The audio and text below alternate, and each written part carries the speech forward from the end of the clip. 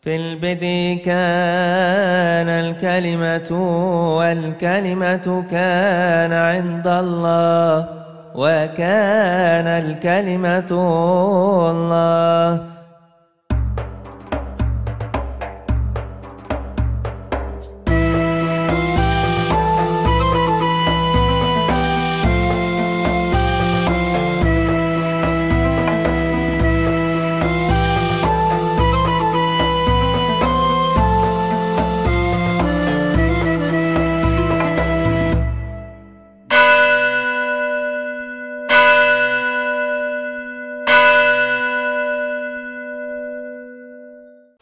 Shalom Aleichem, salam sejahtera bagi saudara sekalian.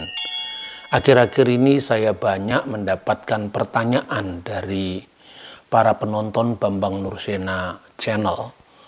Intinya, apakah benar Yesus sudah berbicara pada waktu bayi?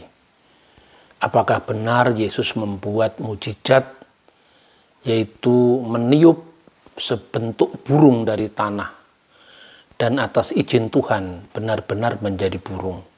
Dan banyak sekali pertanyaan yang serupa. Nah, saudara-saudara, Alkitab terdiri dari Perjanjian Lama yang adalah merupakan penerimaan gereja mula-mula sebagai umat yang muncul dari rahim Yudaisme atau Keyahudian, utuh-utuh diterima sebagai kitab orang Yahudi yang disebut Tanakh. Kenapa orang Kristen menerima kitab itu? Karena Kristen adalah bagian yang tak terpisahkan dari Yudaisme, sebagaimana Saduki, Parisi, Eseni, dan yang terakhir adalah Nosrim, atau yang dikenal di Antioquia sebagai Kristianos. Istilah Nosrim atau Nesarim adalah untuk merujuk gereja berlatar belakang Yahudi di Yerusalem yang dipimpin oleh Rasul Yakobus yang benar, yang tidak lain adalah saudara Al-Masih. Sementara umat Kristen yang berlatar belakang bukan Yahudi berkembang di Antioquia. Saudara-saudara yang terkasih dalam Tuhan, selain ada perbedaan di dalam harapan tentang Sang Mesias yang akan datang antara sekte-sekte Yahudi saat itu, baik itu Eseni maupun Parisi, maka umat Kristiani juga memiliki pandangan yang khas tentang siapa Sang Mesias yang mereka percaya telah datang dalam diri Yeshua HaMasiah yang juga disebut Yesus Kristus. Karena itu catatan-catatan tentang peristiwa Yesus itulah yang disebut dengan kitab suci Perjanjian Baru. Jadi seorang Kristen sejak gereja mula-mula memahami kitab-kitab yang lama itu, memahami Tanakh itu di dalam terang Perjanjian Baru. Artinya dalam terang kedatangan Yeshua HaMasiah sebagai juru selamat umat manusia dalam keyakinan dan perspektif Kristiani. Soal kemudian orang Parisi menolak, itu adalah urusan yang berbeda, karena dalam setiap agama itu tentu ada penafsiran yang berbeda-beda yang berasal dari rumpun agama yang bersangkutan. Nah, saudara-saudara, salah satu perspektif dalam kajian agama-agama adalah bagaimana kekristenan itu harus dilihat dari perspektif Kristen sendiri. Dan kita tentu tidak bisa melihatnya dari perspektif agama lain. Bagi umat Kristen, Injil itu bukan sebuah kitab yang turun dari langit. Injil adalah dokumen-dokumen sejarah primer yang ditulis oleh orang-orang yang sejaman dengan Sang Kristus yang disebut para rasul, para apostel, atau para selichim, yang artinya para murid dari Yesus Kristus itu. Itulah yang kemudian disebut Perjanjian Baru. Itulah yang kemudian disebut dengan Perjanjian Baru, Habrit Hakadasah. Nah, saudara-saudara, bagaimana kita meyakini Perjanjian Baru itu asli? Tentu ini bukan sekedar keyakinan buta. Kekristenan diajarkan untuk setia pada bukti-bukti sejarah. Pertama, kitab-kitab yang disebut Perjanjian Baru itu dapat disebut sebagai sumber primer sejaman. Sumber primer dan sumber sejaman dari peristiwa-peristiwa yang dialami gereja mula-mula dalam perjumpaannya dengan Sang Kristus. Mulai dari 12 rasul, 70 murid, kemudian murid dari para rasul yang dikenal dengan Abba Arasulion atau Apostolic Fathers. Jadi Perjanjian Baru bukan dokumen yang sama sekali terpisah dari bukti-bukti sejarah sejaman. Meskipun Yesus itu dilihat dari berbagai macam perspektif, namun Perjanjian Baru ini dapat dianggap sebagai satu-satunya sumber primer karena ditulis hanya rentang waktu yang sangat dekat dengan peristiwa. Misalnya Injil Markus ditulis sekitar tahun 60 Masehi.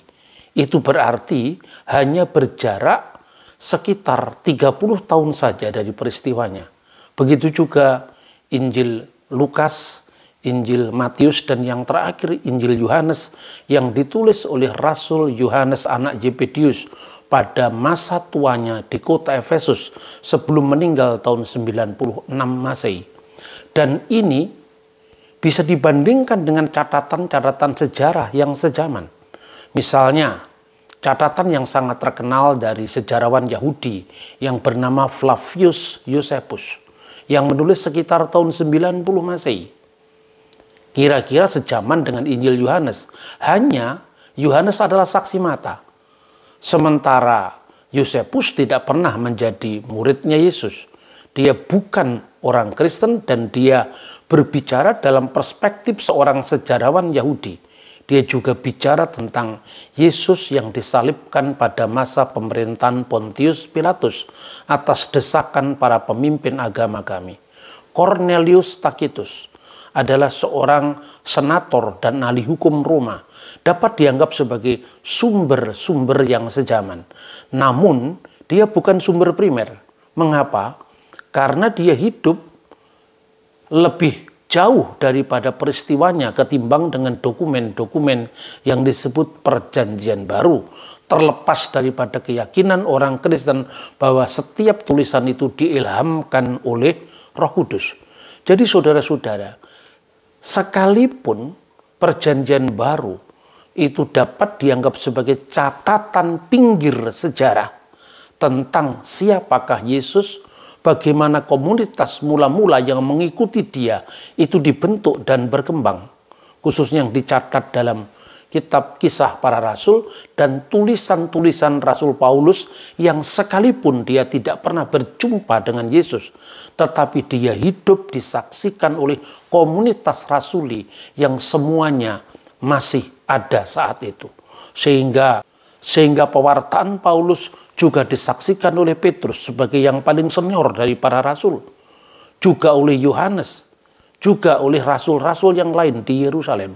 Sehingga sekalipun Paulus bukan saksi mata, tetapi dia hidup ketika saksi-saksi mata masih hidup. Dokumen-dokumen ini yang akhirnya dikumpulkan menjadi Perjanjian Baru. Dan tolong, jangan dipahami menurut perspektif agama lain. Karena kekristenan tidak pernah mempercayai adanya Injil yang turun dari langit. Karena senyatanya dokumen semacam itu tidak pernah ada. Hanya ada di bayangan orang-orang yang meyakininya. Nah saudara-saudara yang terkasih dalam Tuhan, catatan pinggir sejarah. Mengapa? Karena Yesus bukanlah tokoh politik. Karena Yesus bukan seorang kaisar, Yesus bukan seorang gubernur atau prokurator. Dia adalah rakyat biasa.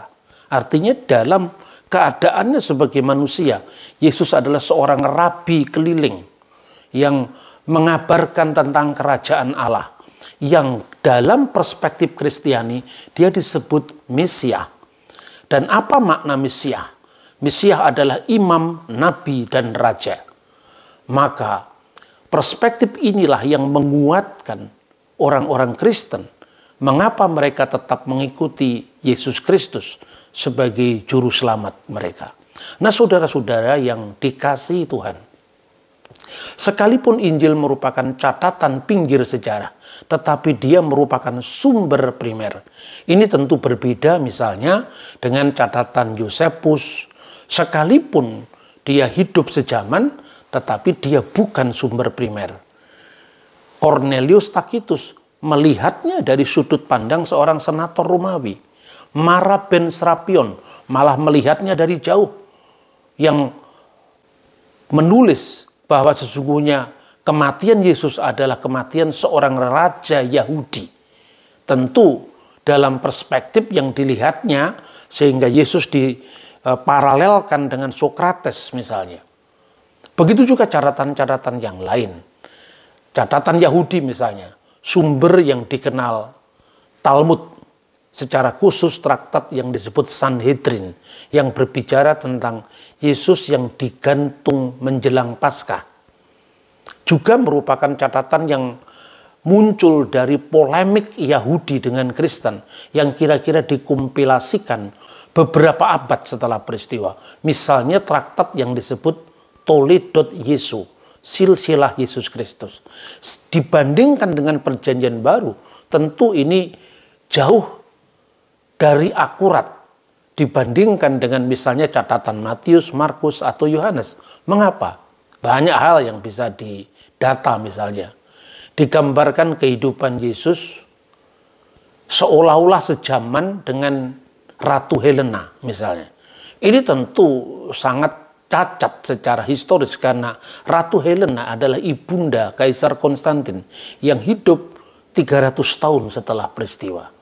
Nah, inilah saudara-saudara mengapa Perjanjian Baru itu merupakan satu-satunya dokumen yang bisa dipercaya.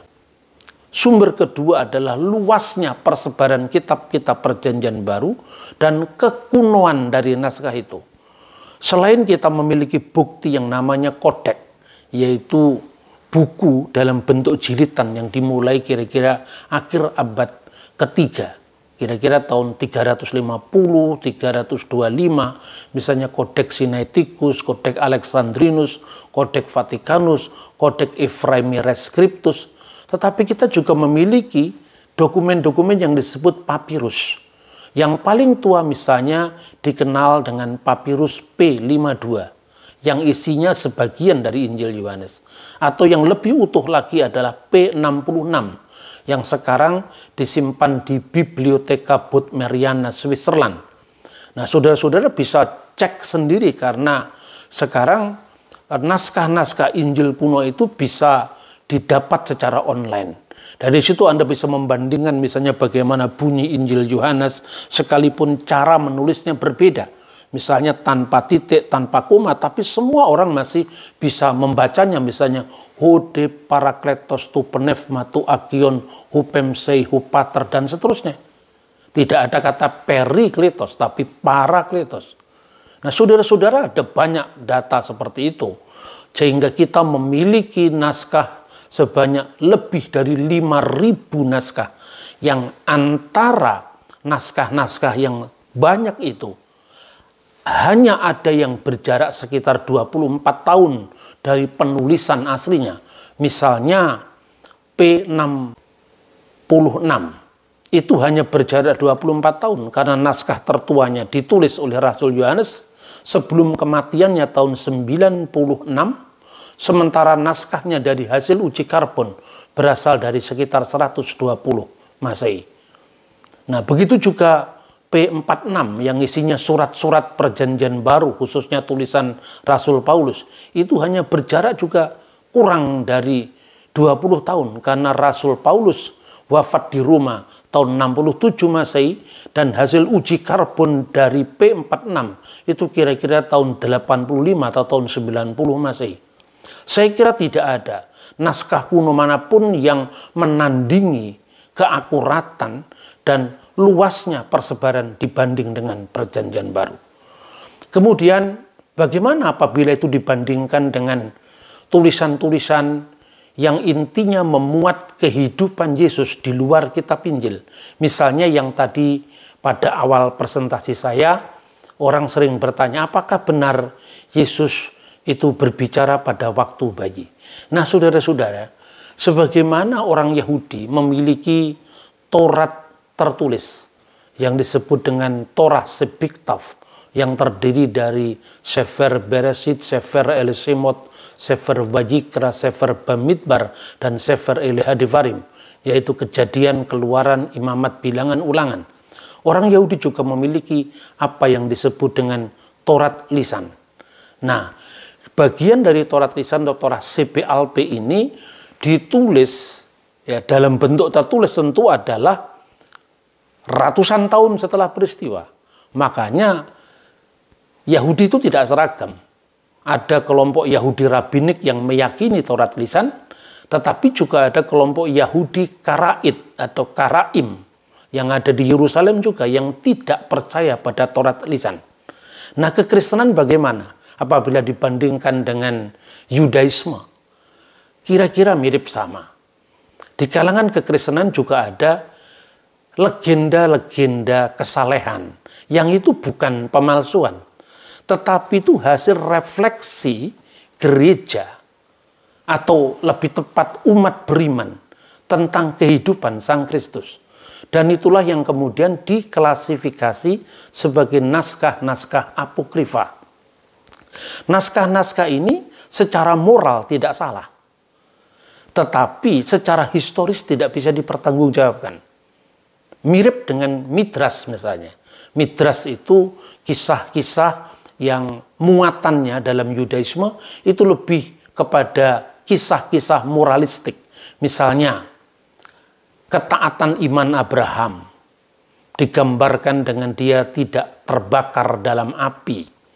Nah, sekalipun cerita itu berkembang mulai dari abad-abad awal sampai menerima bentuknya yaitu Midras Bereshit Rabbah, kira-kira abad kedua Masehi. Tentu bagi orang Yahudi apakah benar Abraham itu tidak mempan dibakar dalam api, itu bukan fakta historis, tetapi itu kisah-kisah moralistik. Begitu juga kisah tentang Yesus yang sudah berbicara pada waktu bayi. Kisah-kisah itu bukan merupakan sebuah pemalsuan sejarah, tapi sebuah legenda kesalehan yang tekanannya pada masalah moralitas. Itu sungguh sangat berbeda dengan misalnya buku-buku yang disebut dengan naskah-naskah Gnostik. Naskah-naskah Gnostik itu adalah naskah-naskah yang memang secara ajaran merupakan pemalsuan dari berita rasuli yang sebenarnya. Misalnya, penemuan yang dikenal dengan The Nag Hammadi Library. Ini ditemukan di Mesir tahun 1945. Dan gereja tidak pernah membakar kitab-kitab ini. Gereja tidak pernah menyingkirkan kitab-kitab ini. Tapi kitab-kitab ini dikoleksi, dipelajari, diperbandingkan dengan sumber-sumber yang benar. Misalnya sumber-sumber perjanjian baru. Makanya saudara bisa melihat misalnya ini naskah-naskah Nag Hammadi yang diterbitkan oleh gereja ortodok Koptik di Kairo.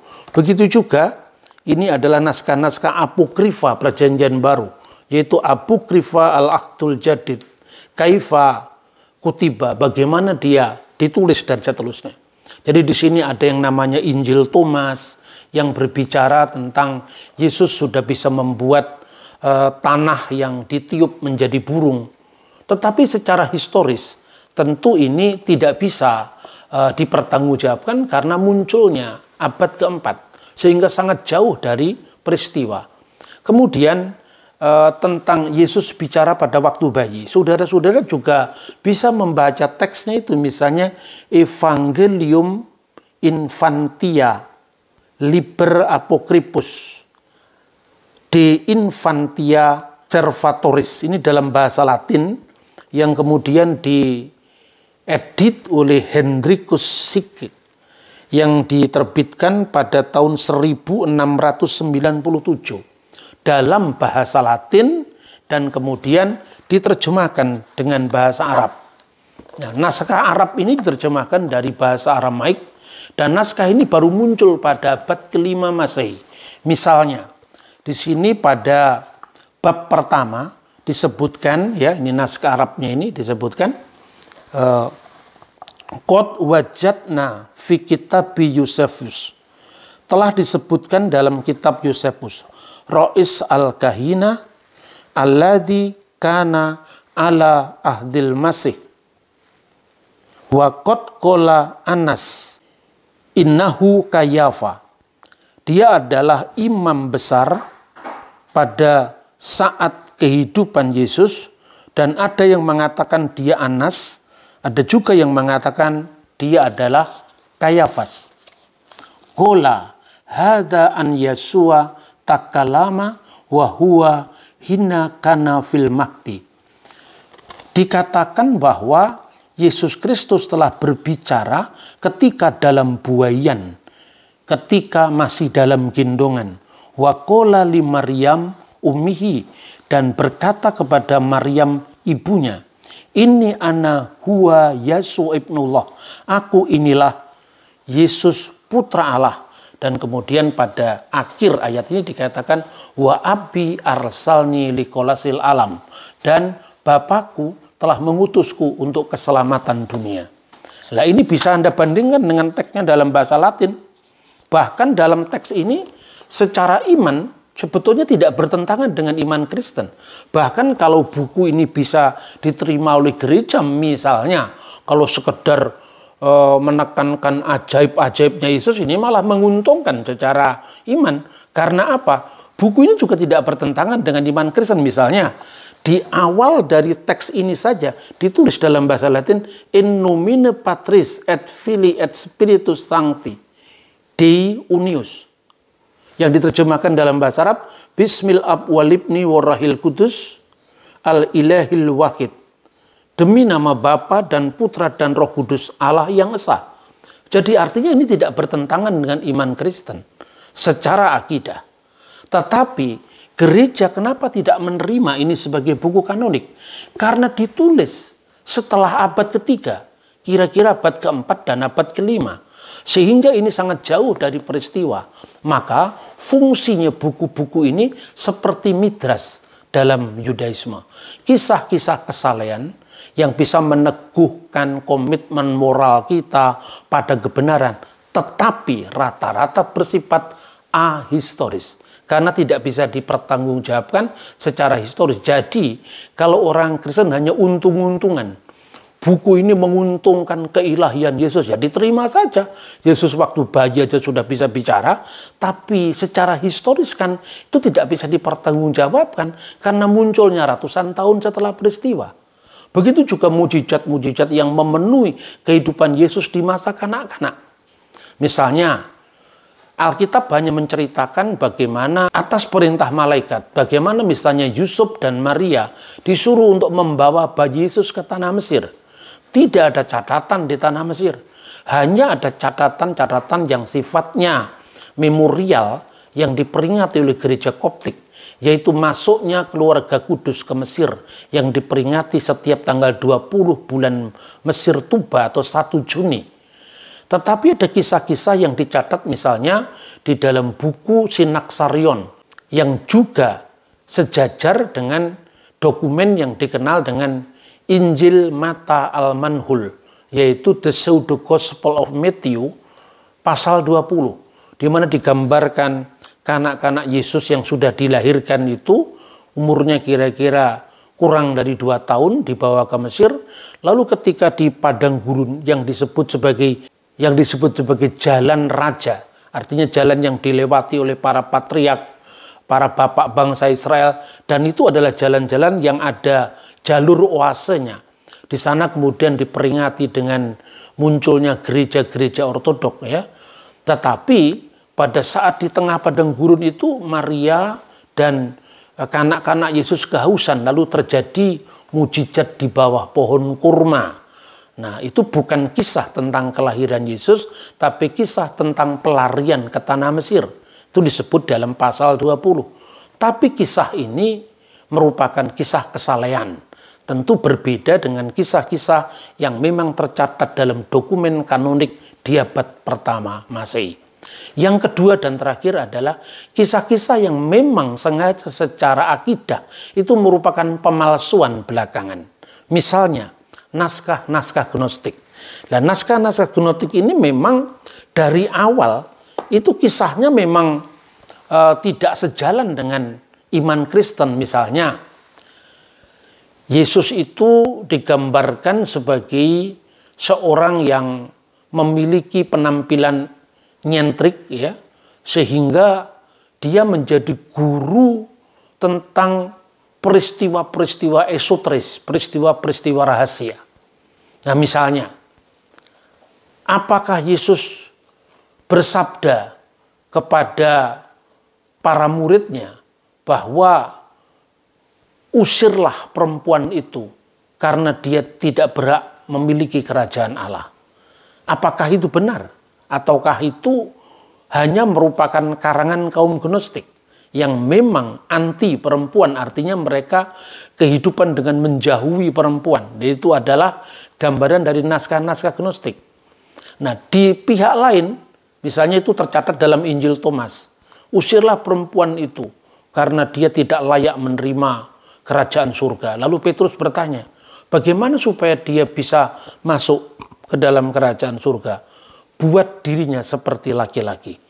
Ini ayat-ayat yang sangat nyentrik karena tidak bisa dipahami dalam sejarah gereja mula-mula yang tadi saya katakan tidak hanya tercatat dalam teks kitab suci ini, lepas daripada tradisi rasuli, lepas daripada paradosis apostolik, tetapi itu juga dibuktikan dengan catatan-catatan abad kemudian yang secara bersinambung tanpa putus dari zaman para rasul. Misalnya dokumen-dokumen yang dikenal dengan Abba Rasuliun atau Apostolic Fathers. Ini ditulis oleh muridnya Yohanes, muridnya Rasul Petrus, misalnya Mar Ignatius dari Antioquia, misalnya Mark Clement dari Roma, misalnya Quadratus, misalnya lagi surat Didache yang ditulis sejaman dengan Injil Yohanes, sekalipun dia bukan Injil, tapi ditulis sejaman atau paling tidak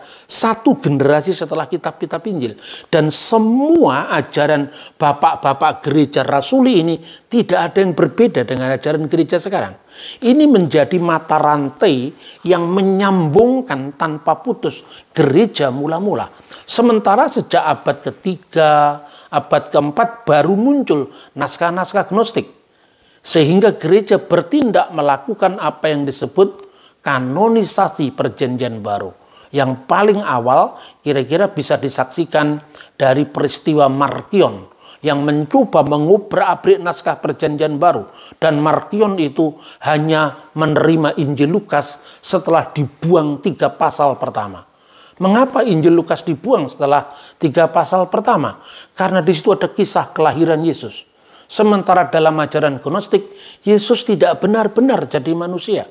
Yohanes menghantam ajaran Gnostik dengan mengatakan firman itu telah menjadi manusia, real manusia.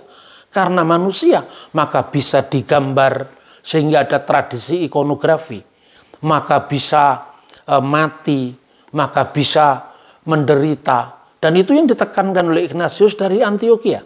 Makanya gereja mula-mula menghadapi ajaran Gnostik yang menolak eksistensi kemanusiaan Sang Kristus. Nah, ajaran Gnostik ini terus berkembang. Seandainya pada saat Markion sudah ada yang namanya The Gospel of Philip atau The Gospel of Peter yang itu diatasnamakan para rasul, tentu Markion tidak perlu harus merevisi perjanjian baru. Dan gereja bertindak karena apa? Warisan apostoliknya diobrak-abrik oleh tokoh di luar komunitas para rasul.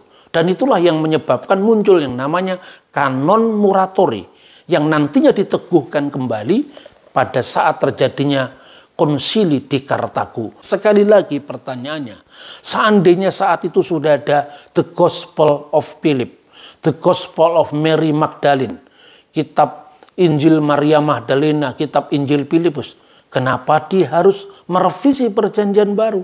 Dan ini yang seringkali orang di luar Kristen tidak paham kekristenan, tapi kadang-kadang lagaknya lebih tahu daripada mereka yang langsung belajar tentang kekristenan dari sumber asalnya.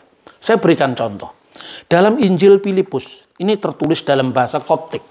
Lalu ada terjemahannya dalam bahasa Inggris. Itu pun setelah zaman Rasul Markus.